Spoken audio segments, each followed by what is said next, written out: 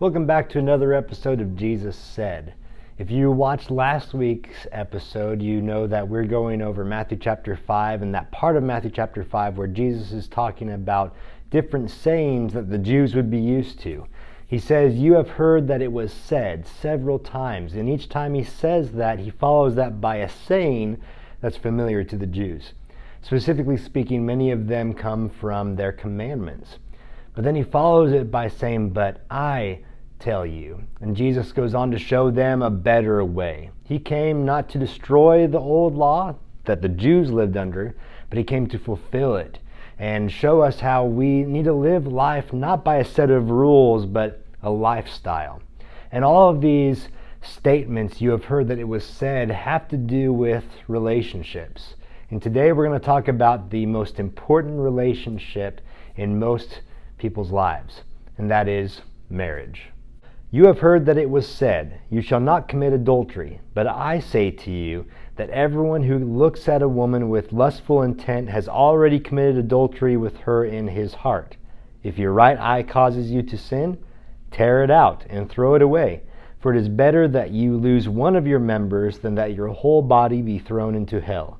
And if your right hand causes you to sin, cut it off and throw it away. For it is better that you lose one of your members than that your whole body go into hell. It was also said, 'Whoever divorces his wife, let him give her a certificate of divorce.' But I say to you that everyone who divorces his wife except on the ground of sexual immorality makes her commit adultery, and whoever marries a divorced woman commits adultery." You might have noticed that Jesus actually refers to two statements here. You have heard that it was said, "Don't commit adultery," and you have heard that it was said, or it was also said, if you're going to divorce, give her a certificate of divorce. We're going to touch on both of these and combine them into one idea, talking about marriage, because that's really what Jesus is referring to. He's talking to us about marriage. Marriage during the first century with the Jews was much like it was today, and like it is today. In a lot of ways, marriage, it doesn't have much respect in today's culture, and it didn't have it back then. But Jesus is wanting his listeners, those Jews back then, and for those of us who are listening to what he said today, he wants us to view marriage as holy, as something special. So we're going to look at these two statements, but we're going to actually look at them in reverse and learn some valuable lessons that might help our marriages today. So let's start with the second statement in verse 31 and 32 first. "It was also said, 'Whoever divorces his wife, let him give her a certificate of divorce.' But I say to you that everyone who divorces his wife, except on the ground of sexual immorality, makes her commit adultery. And whoever marries a divorced woman commits adultery." If I were to summarize what Jesus is trying to tell us here in this passage about marriage, for us, especially for us in our modern culture, I'd say he's saying, don't mention divorce. Don't threaten divorce. That's something that I grew up with listening to my parents and other people around me. That when I look at successful marriages, I see people that don't throw around the word divorce. Now, don't get me wrong. We're not here trying to judge anybody, and there might be some people watching this who have gone through a divorce before. We're not talking about those situations. I know there are different situations that people have to deal with that really aren't talked about in this passage, but we're trying to look at what Jesus is showing us about marriage. It's holy. We shouldn't just threaten divorce. People who are committed to their spouse don't want a divorce. So for those who are watching, who are about to get married or who are married currently, this is some good advice that I've learned from others. Don't mention divorce. Don't threaten divorce. Do whatever it takes because marriage is so holy in God's eyes. It's something special. It's the most greatest relationship on this planet between two people. And we should go about it with respect, not like the rest of the world does around us. People following Jesus and trying to live by what he says need to view marriage as holy, as something special, which brings us back to what he talked about previously. Let's read verse 27 and following. You have heard that it was said, 'You shall not commit adultery.' But I say to you that everyone who looks at a woman with lustful intent has already committed adultery with her in his heart. If your right eye causes you to sin, tear it out and throw it away. For it is better that you lose one of your members than that your whole body be thrown into hell. And if your right hand causes you to sin, cut it off and throw it away. For it is better that you lose one of your members than that your whole body go into hell." If I could summarize what Jesus is trying to tell us in this passage, he wants us to do whatever it takes for our marriages. And that's why we went about it in this order, starting with the last saying and going back to the first. Because Jesus was telling us, don't do this. Don't throw around the word divorce. But if you go back at this saying, he's saying do whatever it takes, because successful marriages start in the heart.